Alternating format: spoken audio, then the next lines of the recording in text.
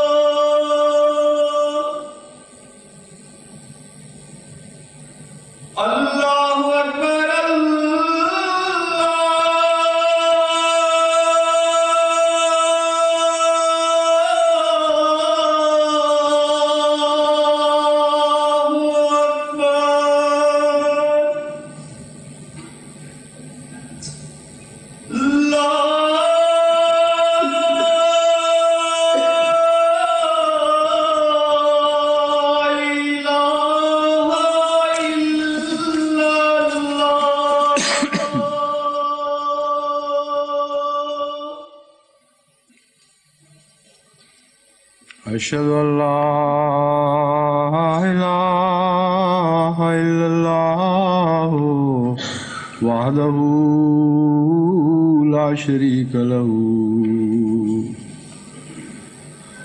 وأشهد أن محمدا عبده ورسوله أما بعد فأعوذ بالله من الشيطان الرجيم. بسم الله الرحمن الرحيم. الحمد لله رب العالمين الرحمن الرحيم مالك يوم الدين. إياك نعبد وإياك نستعين. اهدنا الصراط المستقيم صراط الذين أنعمت عليهم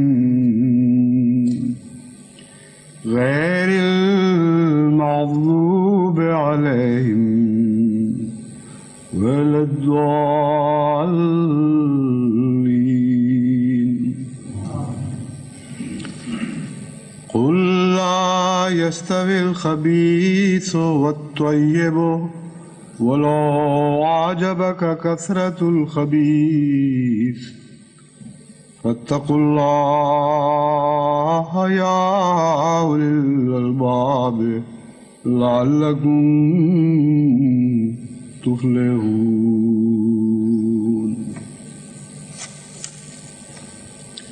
إن يمسسكم حسنة تسؤهم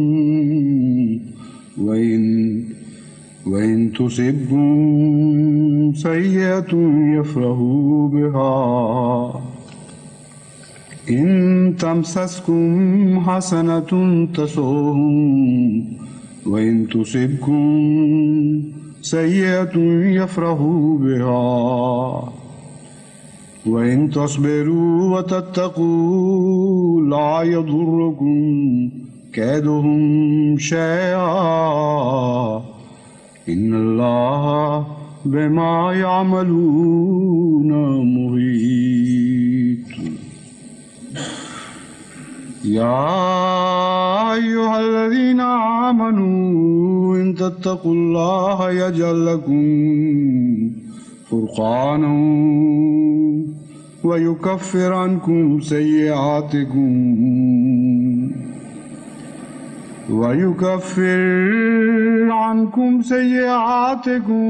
ويغفر لكم والله ذو الفضل العظيم.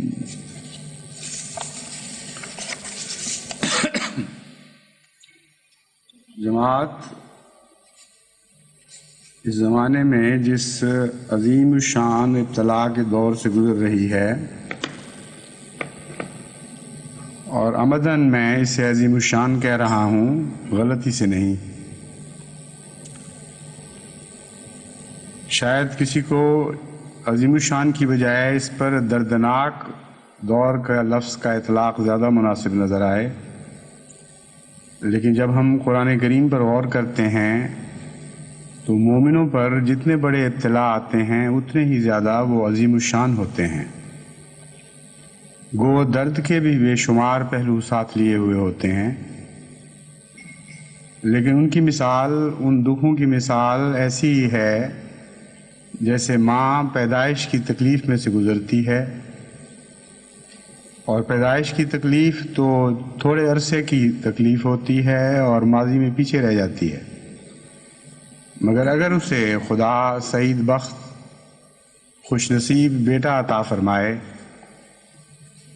تو ہمیشہ ہمیش کے لیے اس کی سعادتیں مستقبل میں آگے آگے چلتی ہیں. وہ اس بیٹے کی زندگی کے ساتھ بھی ختم نہیں ہو جاتی، بلکہ ان سعادتوں کو بسا اوقات خدا نافلہ کے ذریعے لمبا کرتا ہے اور پھر نافلہ کی سعادتوں کو اور آگے بڑھاتا چلا جاتا ہے.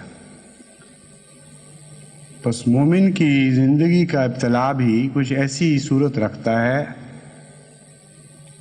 کہ اگرچہ دکھوں کے ایک دور میں سے مومن کو لازماً گزرنا ہوتا ہے، لیکن یہ دور بہت ہی عظیم الشان دور ہوتا ہے کیونکہ نہ ختم ہونے والی عظیم الشان سعادتیں اور برکتیں پیچھے چھوڑ جاتا ہے۔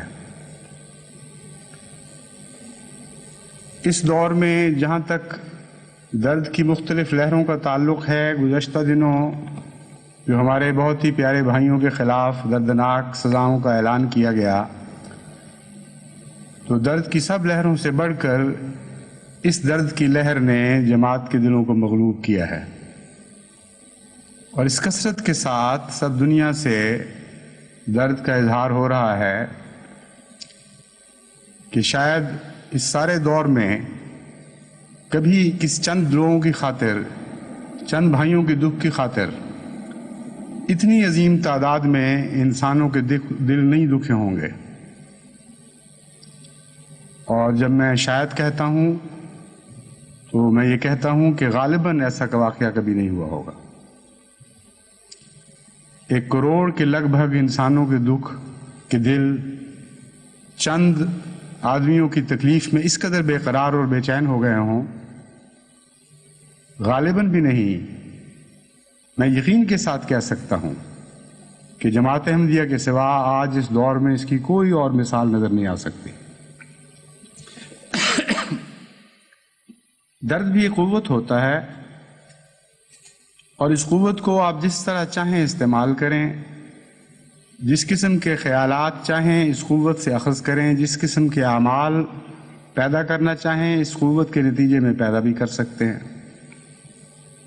بس مختلف قلوب اور ذہنوں کے پیمانوں میں آج جب کہ درد ڈھل رہا ہے تو خیالات بھی مختلف پیدا ہو رہے ہیں اور جذبات بھی مختلف پیدا ہو رہے ہیں، اور ان کے نتیجے میں اعمال بھی مختلف ظہور میں آ رہے ہیں۔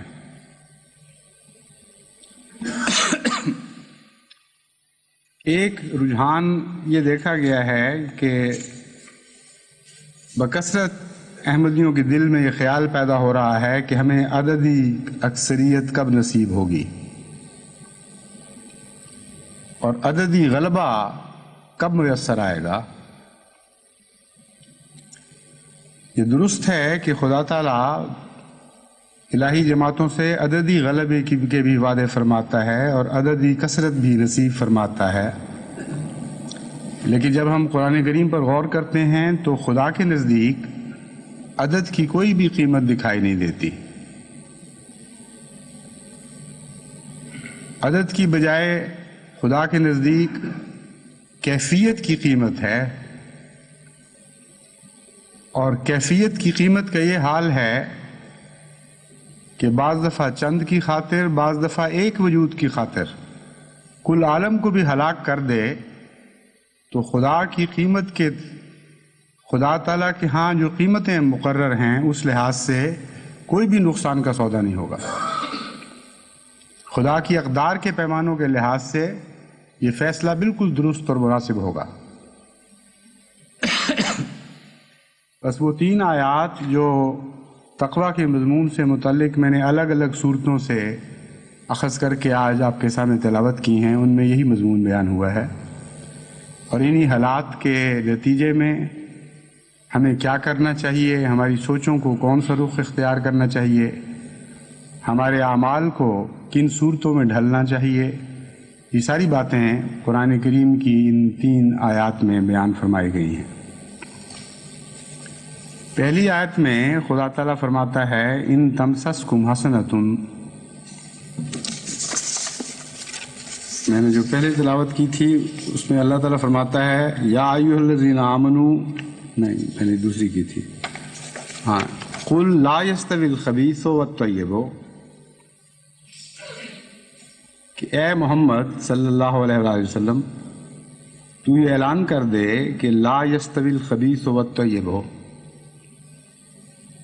کہ خبیث یعنی گندا اور ناپاک ہرگز طیب یعنی پاکیزہ کے برابر نہیں ہو سکتا، اس کا ہم مرتبہ نہیں ہو سکتا، کسی پہلو سے بھی اس کی برابری کا دعویٰ نہیں کر سکتا۔ ولو اعجبک کثرت الخبیث، خواہ مخاطب تجھے خبیث کی تعداد کی کثرت اچھی بھی لگے، تجھے یہ بات پسند آئے کہ خبیث کی تعداد تو زیادہ ہے، اللہ تعالیٰ فرماتا ہے یہ بات بھی اس کی اچھی نہیں، اور تعداد کے لحاظ سے بھی خبیث کو جو اکثریت حاصل ہے اس میں بھی حسن کا پہلو کوئی نہیں، پھر بھی وہ چند طیب کے مقابل پر کوئی حیثیت نہیں رکھتا۔ فاتقوا اللہ یا اولی الالباب لعلکم تفلحون، پس اپنی قدر و قیمت بڑھانے کی طرف توجہ کرو اور اللہ کے تقوی کے معیار کو بڑھاؤ، کیونکہ یہی ہے جو خدا کی نظر میں کوئی قیمت رکھتا ہے۔ تقوی ہی ہے جو خدا کی نظر میں پیارا ہے، تقوی ہی ہے جس کے مقابل پر ہر دوسری چیز خدا کی نگاہوں میں ہیچ ہے۔ لعلکم تفلحون، تاکہ تم پھر فلاح پاؤ اور نجات دہندوں میں شمار کیے جاؤ۔ بس وہ لوگ، وہ احمدی احباب خصوصاً جن کے دل میں بار بار یہ حسرت پیدا ہو رہی ہے کہ کاش ہمیں عددی اکثریت جلد حاصل ہو جائے، ان کو میرا یہ پیغام ہے کہ عددی اکثریت کی بجائے اپنے معیار تقوی کو بڑھانے کی طرف توجہ کریں۔ جہاں تک عددی اکثریت کا تعلق ہے، یہ بھی قرآن کریم میں وعدے موجود ہیں، لیکن عددی اکثریت کی حیثیت سے نہیں، بلکہ صاحب تقوی لوگوں کی تعداد میں اضافے کی حیثیت سے۔ قرآن کریم میں جہاں غیروں پر غلبے کا وعدہ فرمایا گیا ہے، وہاں فرمایا ہے لِيُظْهِرَهُ عَلَى الدِّينِ كُلِّهِ، تاکہ وہ اسے غالب کرے، یعنی محمد مصطفیٰ صلی اللہ علیہ وآلہ وسلم کو غالب کرے۔ اور محمد مصطفیٰ کے غلبے کا مطلب عددی اکثریت ہے ہی نہیں۔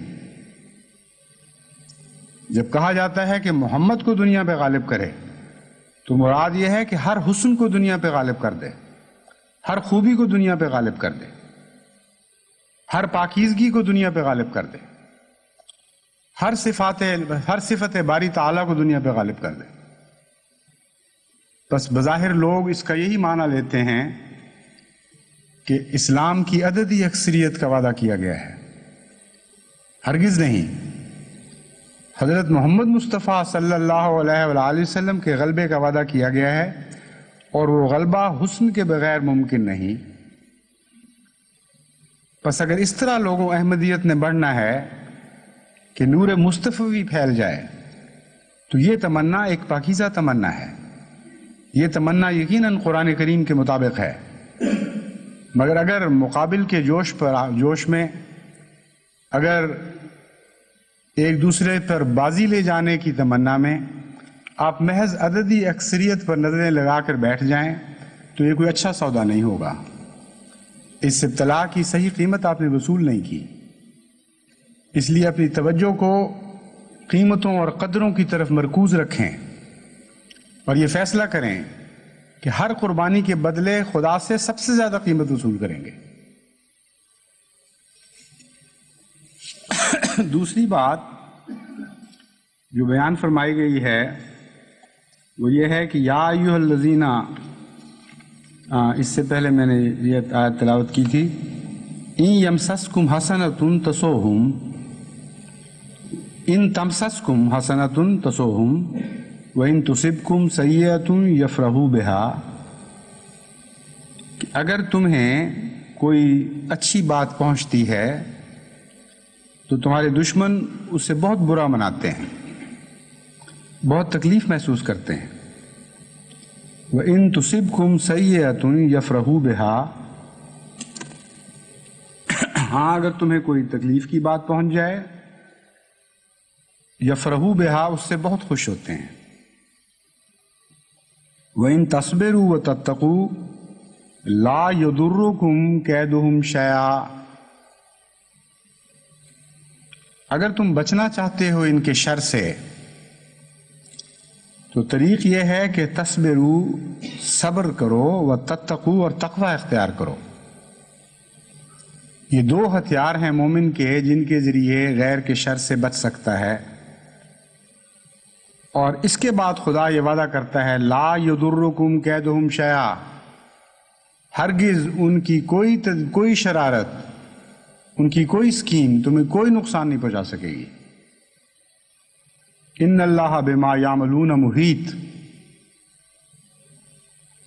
فرمایا اللہ ہے جو ان کا گھیرا کیے ہوئے ہے. تم تو کمزور ہو، ناتوان ہو، تمہیں یہ طاقت کہاں ہے کہ اپنے دشمن کے مقابل پر اس کے شر سے بچ سکو. کجا یہ کہ تم اس پر کسی اور طرح سے غالب آ جاؤ. تم میں اپنے دفاع کی بھی طاقت نہیں. اس کے باوجود خدا تعالیٰ تمہیں دو ایسے ہتھیار عطا کرتا ہے کہ اگر تم ان کو پکڑ لو تو نہ صرف یہ کہ ان کے شر سے بچ جاؤ گے، بلکہ خدا یہ وعدہ کرتا ہے کہ ان کی ہر تدبیر کو ناکام کر دے گا. ایک ذرہ بھی تمہیں نقصان نہیں پہنچا سکے گی. ان اللہ بما یعملون محیط، دلیل ہے اس بات کی کہ خدا اس بات پر قادر ہے کہ وہ ایسا کر سکے. دلیل یہ ہے کہ ان اللہ بما یعملون محیط، دو طرح سے شر سے بچنے کی تدبیریں کی جاتی ہیں دنیا میں. ایک یہ کہ بعض لوگ قلعہ بند ہو جاتے ہیں اور ان کی حفاظت کی دیواریں ان کو گھیرے میں لے لیتی ہیں. اور عام طور پر کمزور جب بچتے ہیں تو اسی طرح بچتے ہیں. اور ایک اس کے برعکس یہ تدبیر ہوتی ہے کہ شرارت کو گھیرے میں لے لیا جائے اور اس کی ناکہ بندی کر دی جائے. چنانچہ آج کل کے زمانے میں جو کوارنٹائن کی اصطلاح نکلی ہے، یہی وہ طریق ہے جو اختیار کیا جاتا ہے. غالب قومیں اور فہم والی قومیں اس نتیجے پہ پہنچی ہیں کہ بدی کو گھیرے میں لے لو. اب جب کہ تمہیں غلبہ حاصل ہے، تمہیں قوت حاصل ہے، پیشتر اس کے کہ بدی اپنی حد سے باہر نکل جائے اور تمہیں مغلوب کرنے کا احتمال پیدا ہو جائے. اس سے پہلے بدی کو گھیرے میں لے لو. چنانچہ یہ تدبیر بہت ہی مؤثر ہے حفظ ما تقدم کے طور پر. اس سے بہتر اور اس سے زیادہ یقینی کام کرنے والی اور کوئی تدبیر نہیں. چنانچہ اللہ تعالیٰ نے اس دوسری تدبیر کا ذکر فرمایا ہے تمہیں وہ گھیرے میں کیا لیں گے، ہم ان کو گھیرے میں لیے بیٹھے ہیں، ہم ان کے ہر عمل کو گھیرے میں لیے بیٹھے ہیں. ایک عمل بھی ہمارے احاطہ تقدیر سے باہر نہیں ہے ان کا. پھر کیسے ان کو اجازت ہوگی کہ وہ اچھل کر خدا کی تقدیر سے باہر آ کر تمہیں گناہ پہنچا سکیں. اور محیط کا ایک معنی ہے پارا پارا کر دینا، ٹکڑے ٹکڑے کر دینا. تو دوسرے معنی اس کا یہ ہوئے کہ اللہ تعالیٰ ان کی ہر تدبیر کو صرف گھیرے میں ہی نہیں لیے ہوئے، ہر تدبیر کو پارا پارا کر دے گا اور ہر تدبیر کو ناکام کر دے گا. تو جہاں تک اس ابتلا کے دور میں تمناؤں کا تعلق ہے، قرآن کریم آپ کی تمنائیں بھی درست کرتا ہے، آپ کا قبلہ درست فرماتا ہے اور بتاتا ہے کہ کثرت کی تمنا نہ کرو. یہ تمنا کرو کہ نیکی غالب آئے اور تقوی غالب آئے اور پاکیزگی غالب آئے اور تمام دنیا میں محمد مصطفیٰ صلی اللہ علیہ وآلہ وسلم کا غلبہ ہو. دوسرا یہ بیان فرماتا ہے کہ بچنے کا طریق خاص طور پر ایسے دور میں جب کہ شرارت کثرت میں ہو، کیونکہ خبیث کو کثرت ہو تبھی وہ اچھلتا ہے اور تبھی وہ زیادتیوں پر اترتا ہے. تو فرمایا خبیث کا جہاں تک خبیث کے شر کا تعلق ہے، ہم تمہیں ایسے بچنے کے طریق بتا دیتے ہیں کہ ان کے بعد اس کا شر تمہیں نہیں پہنچ سکے گا، بلکہ خدا تمہاری طرف سے ان کا مقابلہ کرے گا اور ان کی ہر تدبیر کو ناکام کر دے گا اور پارا پارا کر دے گا. پھر ایک تیسری جگہ اسی مضمون کو آگے بڑھاتے ہوئے بتاتا ہے یا ایھا الذین آمنوا ان تتقوا اللہ یجعل لکم فرقانا ویکفر عنکم سیئاتکم ویغفر لکم واللہ ذو الفضل العظیم. یہاں بعض توہمات کا ازالہ فرمایا گیا ہے. جب مومن کو کہا جاتا ہے کہ تقوی کا معیار بڑھانے میں ہی تمہاری کامیابی ہے، خبیث کی کوئی حقیقت نہیں، طیبی ہے جو خدا کی نگاہ میں اہمیت رکھتا ہے، اس لیے تقوی بڑھانے کی طرف توجہ کرو، تو طبعاً انسانی کمزوری کے نتیجے میں دل سے آواز اٹھتی ہے کہ ہمارے دل کا تقوی باہر کسی نے کیا دیکھا ہے.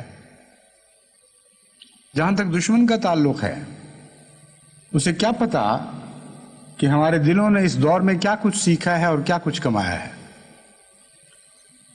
وہ تو تمسخر کے ساتھ ہم پر ہنستا ہوا، مذاق اڑاتا ہوا یہاں سے رخصت ہوگا، اور ہم لوگ اس خیال سے کہ ہمیں تقوی نصیب ہو گیا ہے اپنی فتح کے اندرونی شادیانے تو بجا رہے ہوں گے، لیکن باہر ان شادیانوں کی کوئی آواز سنائی نہیں دے گی. جہاں تک غیر کا تعلق ہے، اسے اپنی شکست کا کوئی احساس نہیں ہوگا. اس لیے ایسی فتح عظیم بھی ہو تو لذت بخش اور تسکین بخش نہیں ہو سکتی. اس کے جواب میں، اس وہم کے جواب میں خدا تعالیٰ یہ فرماتا ہے ان تتقوا اللہ یجعل لکم فرقانا، کہ اگر تم خدا کا تقوی اختیار کرو تو خدا تعالیٰ تمہیں ایک نمایاں چمکنے والا نشان عطا فرمائے گا. ایسا امتیازی نشان دے گا کہ غیر اسے دیکھے اور اس کے رعب سے مروب ہو جائے. جیسا سورج چڑھ جاتا ہے ویسی فرقان نصیب ہوگی، جیسے قرآن ایک فرقان کے طور پر نازل ہوا ہے اور ہمیشہ کے لیے اپنی ذات میں غلبوں کا نشان رکھتا ہے، اسی طرح خدا تعالیٰ تمہیں فرقان عطا فرمائے گا، تفریق کرنے والا نشان، غیر کو مغلوب کرنے والا نشان، نمایاں امتیاز پیدا کرنے والا نشان. اس لیے یہ فکر مت کرو کہ تمہارے اندرونی تبدیلی کے نشان کو غیر نہیں دیکھیں گے.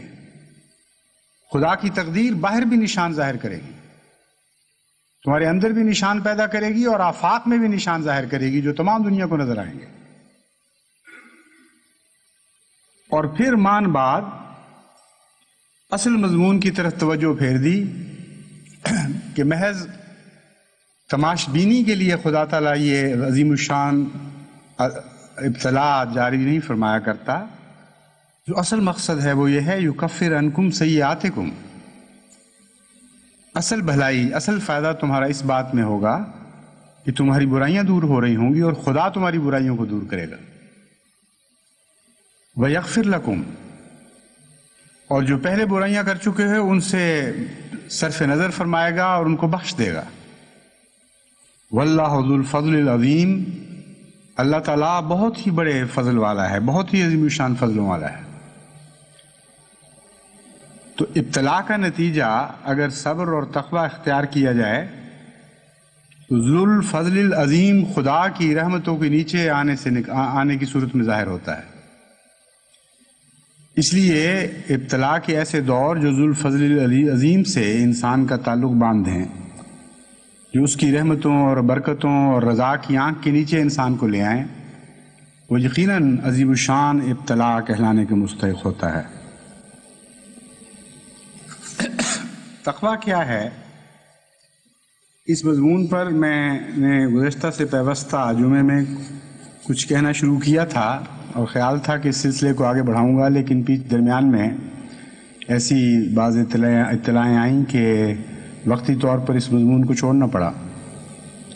اب پھر آج میں اسی مضمون کو پکڑتا ہوں اور جہاں چھوڑا تھا وہاں سے لینے کی بجائے اثر نو آغاز سے اس مضمون کو شروع کر رہا ہوں. جو اس سے بیان ہو گئے ہیں وہ دوبارہ نہیں بیان ہوں گے، لیکن اس مضمون سے یعنی اموال سے تعلق رکھنے والے بعض پہلو ابھی تشنا ہیں، انشاءاللہ ان پر میں بعد میں روشن ڈالوں گا.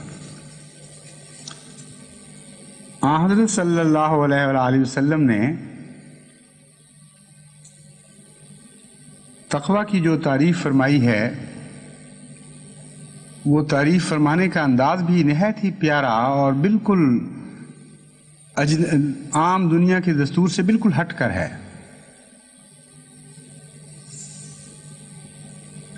شروع میں بظاہر تقویٰ کا کوئی ذکر نظر نہیں آ رہا، لیکن مضمون جب اپنے انتہائی مقام کو پہنچتا ہے تو وہاں جا کر پتہ چلتا ہے کہ حضرت اقدس محمد مصطفیٰ صلی اللہ علیہ وآلہ وسلم کیا بیان فرما رہے ہیں۔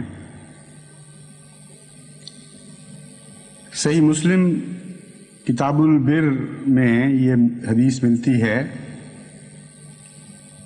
فرمایا ایک دوسرے سے حسد نہ کرو،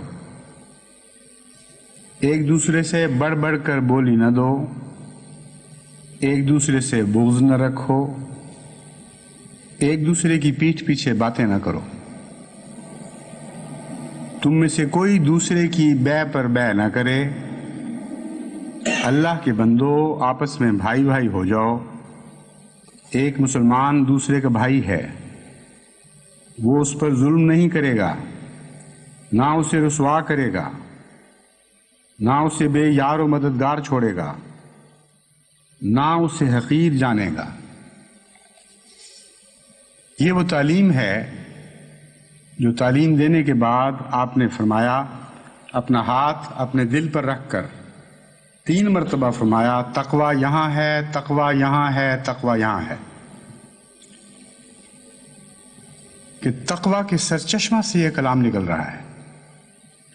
میں جانتا ہوں کہ تقویٰ کیا ہوتا ہے۔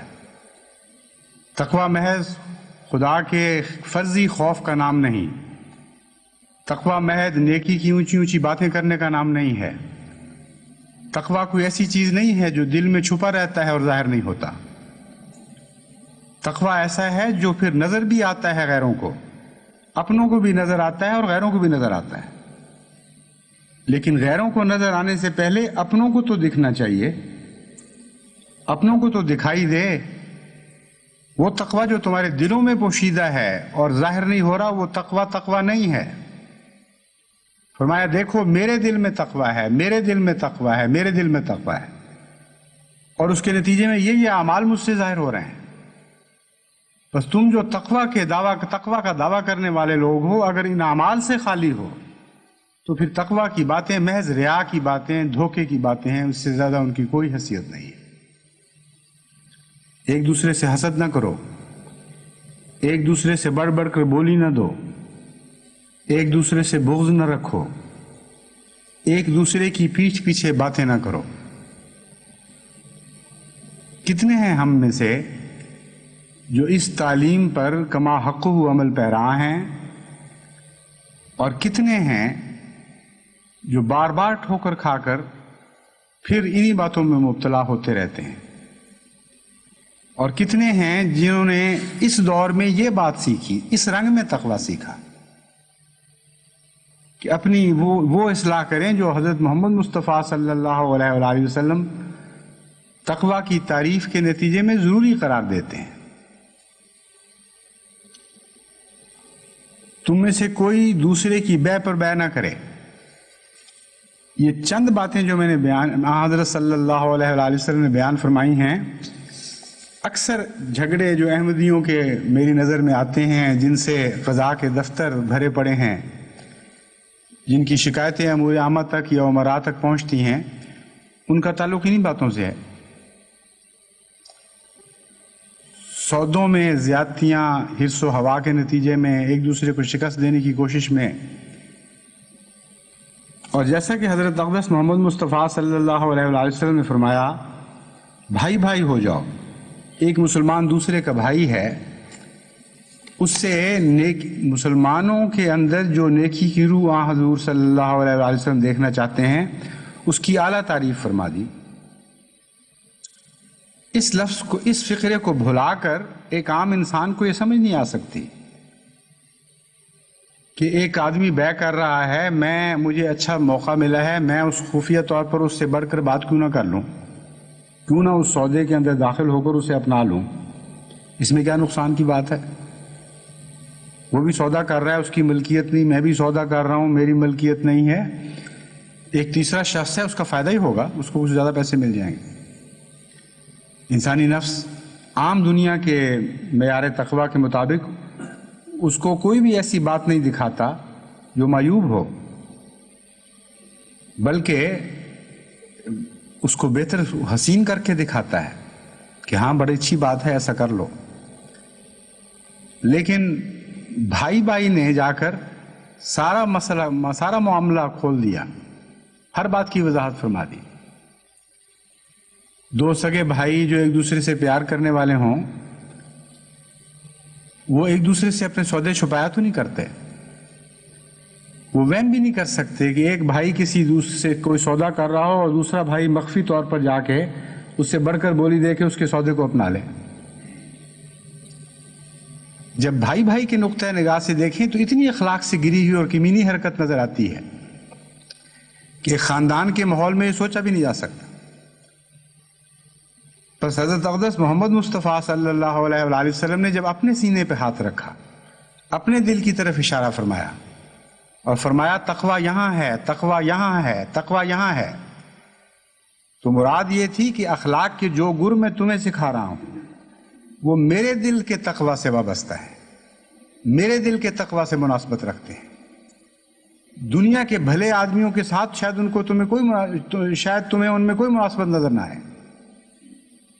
عام انسان کے معیار کے مطابق تم شاید یہ سمجھو کہ زیادہ بلند اور بے وجہ کا معیار مقرر کیا گیا ہے، لیکن یاد رکھنا جو تعلیم میں تمہیں دیتا ہوں وہ اپنے دل کے تقویٰ کی لحاظ سے تعلیم دیتا ہوں۔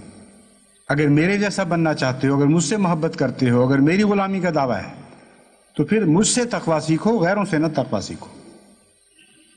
وہ مذاہب جو ماضی کے قصے بن چکے ہیں، وہ انبیاء جو پرانے زمانوں میں کھوئے گئے، ان کے تقویٰ کی تعلیم ان کے دلوں سے تعلق رکھتی تھی۔ اب آئندہ آنے والے زمانے میں تقویٰ کی تعلیم محمد مصطفیٰ صلی اللہ علیہ وآلہ وسلم کے دل سے تعلق رکھنے والی ہوگی، اور ان دونوں میں یقیناً ایک نمایاں فرق ہے۔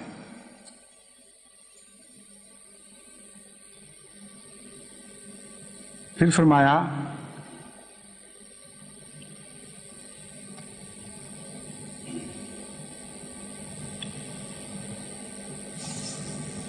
بحسب امرئ من الشر ان یحقر اخاہ المسلم کل المسلم علی المسلم حرام، کل المسلم علی المسلم حرام دمہ و مالہ و عرضہ،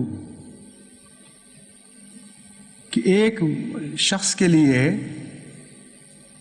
اس کی ہلاکت کے لیے یہ شر بہت کافی ہے کہ وہ اپنے بھائی مسلمان کو تحقیر کی نظر سے دیکھے اور سب گناہوں سے بچا بھی ہوا ہو۔ اگر یہ نقص بھی کسی میں ہو کہ وہ اپنے بھائی مسلمان کو حقارت اور تذلیل کی نظر سے دیکھتا ہے تو فرمایا اس کی ہلاکت کے لیے بس یہی کافی ہے۔ کل المسلم علی المسلم حرام، مسلمان کی ہر چیز دوسرے مسلمان پر حرام ہے، یعنی بلا اجازت تصرف حرام ہے۔ فرمایا دمہ و مالہ و عرضہ، اس کا خون بھی حرام ہے، اس کا مال بھی حرام ہے، اس کی عزت بھی حرام ہے۔ اب جتنے بھی جھگڑے ہیں انسانی معاشرے میں، اس خلاصے سے باہر اس کو نکال ہی نہیں سکتے آپ۔ تمام اختلافات کی جڑیں ان تین باتوں میں ہیں، دم میں، مال میں اور عرض میں۔ فرمایا یہ تین باتیں ایک مسلمان کی دوسرے مسلمان پر میں حرام کر رہا ہوں، اور اگر یہ حرام ہو جاتی ہیں تو پھر یہ سوسائٹی لازماً جنت بن کے رہے گی،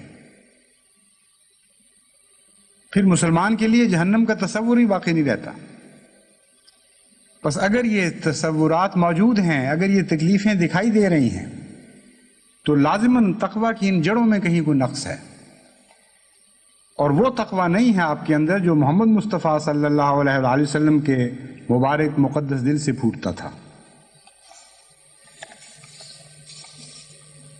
حضرت مسیح موعود علیہ الصلوۃ والسلام فرماتے ہیں متقی بننے کے واسطے یہ ضروری ہے کہ بعد اس کے کہ موٹی باتوں جیسے زنا، چوری، تلف حقوق، ریا، عجب، حقارت، بخل کے ترک میں پکا ہو، تو اخلاق رذیلہ سے پرہیز کر کے ان کے بالمقابل اخلاق فاضلہ میں ترقی کرے، لوگوں سے مروت، خوش خلقی ہمدردی سے پیش آوے، خدا تعالیٰ کے ساتھ سچی وفا اور صدق دکھلاوے، خدمات کے مقام محمود تلاش کرے۔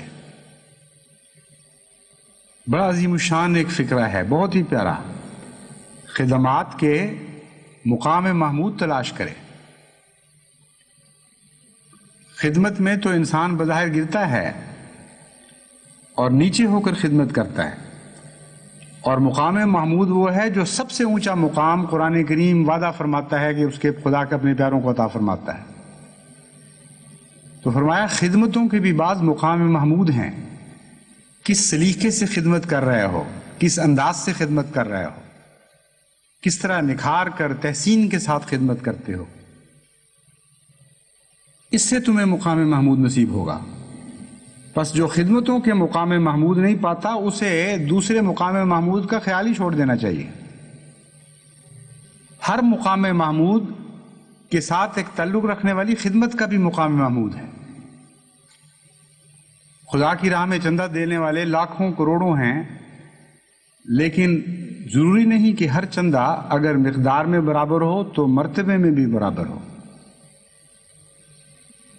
یہاں خدمت کا مقام محمود ہے جو فیصلہ کرتا ہے اور فرق کر کے دکھاتا ہے۔ تو فرمایا خدمات کے مقام محمود تلاش کرے۔ اس فکرے سے پتہ چلتا ہے کہ کیسے سچے اور پاکیزہ دل کا کلام ہے۔ جھوٹے آدمی کو ایسی بات نصیب ہو ہی نہیں سکتی، اس کا تصور ان باتوں کے قدموں کو بھی نہیں چھو سکتا کبھی۔ ان باتوں سے انسان متقی کہلاتا ہے، اور جو لوگ ان باتوں کے جامع ہوتے ہیں وہی اصل متقی ہوتے ہیں۔ یعنی اگر ایک خلق فردن فردن کسی میں ہو، اگر ایک خلق فردن فردن کسی میں ہو تو اسے متقی نہ کہیں گے جب تک بحیثیت مجموعی اخلاق فاضلہ اس میں نہ ہوں۔ اور ایسے ہی شخصوں کے لیے لا خوف علیہم ولا ہم یحزنون ہے۔ اور اس کے بعد ان کو کیا چاہیے؟ اللہ تعالیٰ ایسوں کا متولی ہو جاتا ہے، جیسا کہ وہ فرماتا ہے وَهُوَ يَتَوَلَّى الصَّالِحِينَ۔ حدیث شریف میں آیا ہے کہ اللہ تعالیٰ ان کے ہاتھ ہو جاتا ہے جس سے وہ پکڑتے ہیں، ان کی آنکھ ہو جاتا ہے جس سے وہ دیکھتے ہیں، ان کے کان ہو جاتا ہے جس سے وہ سنتے ہیں، ان کے پاؤں ہو جاتا ہے جن سے وہ چلتے ہیں۔ اور ایک اور حدیث میں ہے کہ جو میرے ولی کی دشمنی کرتا ہے میں ان سے کہتا ہوں کہ میرے مقابلے کے لیے تیار ہو۔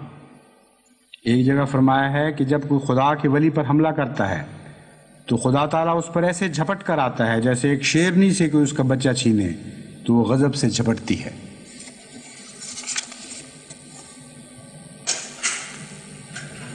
پھر فرمایا تقویٰ کی حالت میں دو زمانے متقی پر آتے ہیں، ایک ابتلاء کا زمانہ، دوسرا استفاء کا زمانہ۔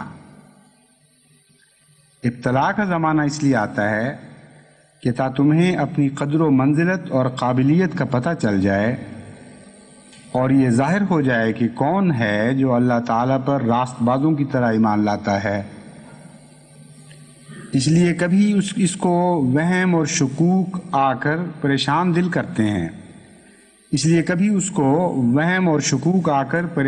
کرتے ہیں، کبھی کبھی خدا تعالیٰ ہی کی ذات پر اعتراض اور وہم پیدا ہونے شروع ہو جاتے ہیں۔ صادق مومن کو اس مقام پر ڈرنا اور گھبرانا نہ چاہیے، بلکہ آگے ہی قدم رکھے۔ کسی نے کہا ہے عشق اول سرکش و خونی بود، تا گریزد ہر کے بیرونی بود۔ کہ دیکھو عشق شروع میں بڑا باغی اور خونی دکھائی دیتا ہے،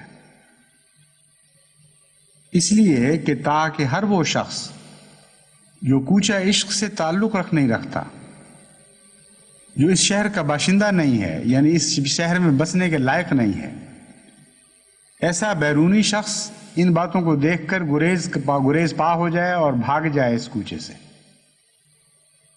تو اس لیے یہ دکھاوے کی سرکشی ہے اور دکھاوے کا خونی ہے۔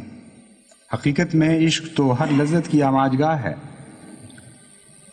پھر فرماتے ہیں شیطان پلید کا کام ہے کہ وہ راضی نہیں ہوتا جب تک کہ اللہ تعالیٰ کی ذات سے منکر نہ کرا لے اور رسول اللہ صلی اللہ علیہ وآلہ وسلم کی رسالت سے روح گردان نہ کر لے۔ وہ وساوس پر وساوس ڈالتا رہتا ہے، لاکھوں کروڑوں انسان انہی وسوسوں میں مبتلا ہو کر ہلاک ہو رہے ہیں اور کہتے ہیں کہ اب کر لیں پھر دیکھا جائے گا، باوجود اس کے کہ انسان کو اس بات کا علم نہیں کہ ایک سانس کے بعد دوسرا سانس آئے گا بھی یا نہیں۔ لیکن شیطان ایسا دلیر کرتا ہے کہ وہ بڑی بڑی جھوٹی امیدیں دیتا اور سبز باغ دکھاتا ہے۔ شیطان کا یہ پہلا سبق ہوتا ہے، مگر متقی بہادر ہوتا ہے، اس کو ایک جرأت دی جاتی ہے کہ وہ ہر وسوسے کا مقابلہ کرتا ہے۔ اسی لیے یقیمون الصلاۃ فرمایا، یعنی اس درجہ میں وہ ہارتے اور تھکتے نہیں، اور ابتدا میں انس اور ذوق اور شوق کا نہ ہونا ان کو بے دل نہیں کرتا۔ وہ اسی بے ذوقی اور بے لطفی میں بھی نماز پڑھتے رہتے ہیں، یہاں تک کہ سب وساوس اور اوہام دور ہو جاتے ہیں، شیطان کو شکست ملتی اور مومن کامیاب ہو جاتا ہے۔ غرض متقی کا یہ زمانہ سستی کا زمانہ نہیں ہوتا، بلکہ میدان میں کھڑے رہنے کا زمانہ ہوتا ہے، وساوس کا پوری مردانگی سے وساوس کا پوری مردانگی سے مقابلہ کرے۔ پھر آپ فرماتے ہیں، اللہ تعالیٰ فرماتا ہے من عاد لی ولیا فقد آذنتہ بالحرب، جو شخص میرے ولی کا مقابلہ کرتا ہے وہ میرے ساتھ مقابلہ کرتا ہے۔ یہ حدیث قدسی ہے۔ اب دیکھ لو کہ متقی کی شان کس قدر بلند ہے اور اس کا پایہ کس قدر عالی ہے، جس کا قرب خدا کی جناب میں ایسا ہے کہ اس کا ستایا جانا خدا کا ستایا جانا ہو تو خدا اس کا کس قدر معاون و مددگار ہوگا۔ لوگ بہت سی مصائب میں گرفتار ہوتے ہیں لیکن متقی بچائے جاتے ہیں، بلکہ ان کے پاس جو آ جاتا ہے وہ بھی بچایا جاتا ہے۔ مصائب کی کوئی حد نہیں، انسان کا اپنا اندر اس قدر مصائب سے بھرا ہوا ہے کہ اس کا کوئی اندازہ نہیں۔ امراض کو ہی دیکھ لیا جاوے کہ ہزارہا مصائب کے پیدا کرنے کو کافی ہیں، لیکن جو تقوی کی قلعہ میں ہوتا ہے وہ ان سے محفوظ ہے، اور جو اس سے باہر ہے وہ ایسے جنگل میں ہے جو درندہ جانوروں سے بھرا ہوا ہے۔ بس اس دور میں جو سب سے بڑا مال غنیمت آپ حاصل کر سکتے ہیں، سب سے بڑی فتح جو حاصل کر سکتے ہیں، وہ مال غنیمت تقوی کا مال غنیمت ہے، اور وہ فتح اپنے دل کی، اپنے نفس کی فتح ہے، اور یہی وہ اندرونی فتح ہے جو بیرونی فتح میں منتج ہوا کرتی ہے۔ یہی اندرونی غلبہ ہے جو بیرونی غلبوں میں تبدیل ہوا کرتا ہے۔ بس وہ جو بظاہر سچے دل سے اپنے بھائیوں کی تکلیف میں رو رہے ہیں اور دکھ محسوس کر رہے ہیں،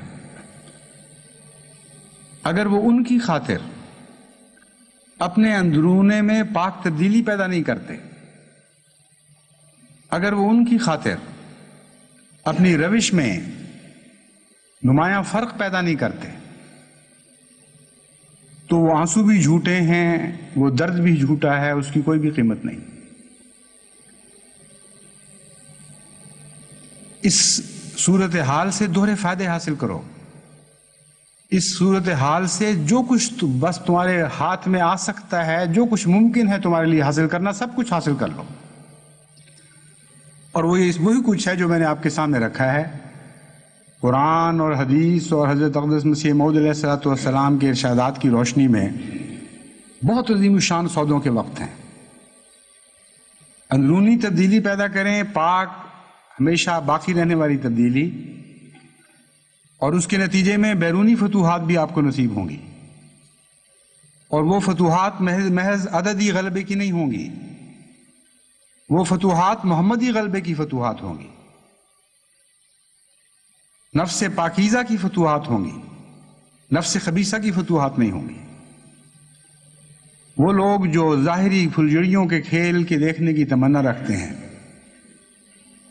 ظاہری پھلجھڑیوں کے کھیل بھی ان کو ضرور دکھائے جائیں گے، ضرور شادیانے بجیں گے احمدیت کی فتح کے، لیکن میں آپ کو یقین دلاتا ہوں کہ ان ظاہری پھلجھڑیوں کے کھیلوں کے مقابل پر اور ان ظاہری شادیانوں کے مقابل پر نفس مطمئنہ کی فتح کے شادیانے بہت زیادہ غالب اور قوت والے ہوا کرتے ہیں، بہت زیادہ پرشوقت نغمے اپنے اندر رکھتے ہیں۔ اور اگر یہ دور آپ کو تقویٰ کا نور عطا کر دے تو یہ وہ پھلجھڑیاں ہیں جن کے مقابل پر اور کوئی پھلجھڑی نہیں ہے۔ آپ کے دل میں اگر نور کے سوتے پھوٹنے لگیں، آپ کے دل میں اگر تقویٰ کی وہ پھلجھڑیاں چلیں جن سے نور کے رقص آپ کے سینوں میں دکھائی دیں، جن میں چاندنی تھرکتی ہوئی دکھائی دے، جن میں اللہ کا پیار رقصاں ہو اور خدا کے محبت کے نغموں کی آوازیں پھوٹ رہی ہوں، ان جلووں کی کیوں تمنا نہیں کرتے؟ ان رقص و سرود کے پیچھے کیوں نہیں بھاگتے؟ کیوں ان غلبوں کے نغموں کے لیے آپ کے کان نہیں ترستے؟ یہ وہ غلبے ہیں جو حقیقی غلبے ہیں اور دائمی غلبے ہیں، جو اس دنیا میں آپ کو پیچھے چھوڑ کر نہیں جائیں گے، بلکہ آپ کے ساتھ اس دنیا میں بھی جائیں گے، اور آپ کو پیچھے چھوڑ کر نہیں جائیں گے بلکہ آپ کے آگے آگے بھاگیں گے، کیونکہ قرآن کریم ہمیں مطلع فرماتا ہے نورہم یسعی بین ایدیہم، جب تقویٰ کا نور ان کو عطا ہوتا ہے تو ان کو پیچھے نہیں چھوڑا کرتا، ان کے آگے آگے دوڑتا ہے، روشنی کرتا چلا جاتا ہے، ان کو خدا نور فراست عطا فرماتا ہے، اس دنیا میں بھی اور اس دنیا میں بھی ہر چیز کو دیکھتے اور سمجھتے ہیں، اور صاحب بصیرت لوگوں کی طرح فیصلہ کرتے ہیں اور صاحب بصیرت لوگوں کی طرح قدم اٹھاتے ہیں۔ خدا کرے ہمیں یہ تمام اجر عظیم جو اس دنیا سے بھی تعلق رکھتا ہے اور اس دنیا سے بھی تعلق رکھتا ہے، اس ابتلا کے دور میں ہمیں نصیب ہو جائے۔ اگر یہ نصیب ہو جائے تو ہماری عاقبت تو بہرحال سنور جائے گی، دشمن کے ہاتھ میں کیا آیا یہ خدا جانے اور وہ دشمن جانے۔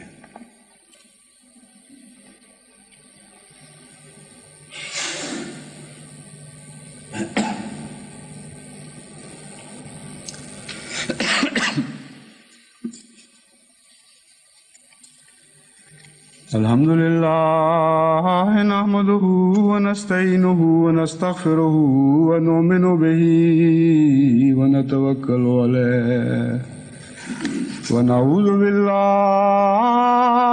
من شرور انفسنا ومن سیئات اعمالنا من يهده اللہ فلا مضل له ومن يضلله فلا هادي له ونشهد أن لا إله إلا الله وحده لا شريك له ونشهد أن محمدا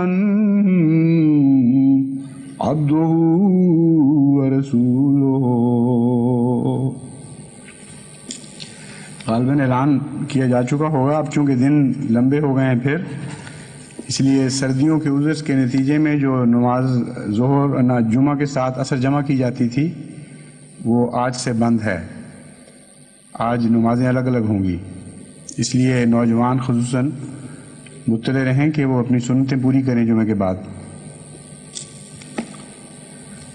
عباد اللہ رحمکم اللہ، ان اللہ یامر بالعدل والاحسان وإیتاء ذی القربى وینہی عن الفحشاء والمنکر والبغی یعظکم لعلکم تذکرون۔ اذکروا اللہ یذکرکم وادعوہ یستجب لکم وَلَذِكْرُ اللَّهِ أَكْبَرُ۔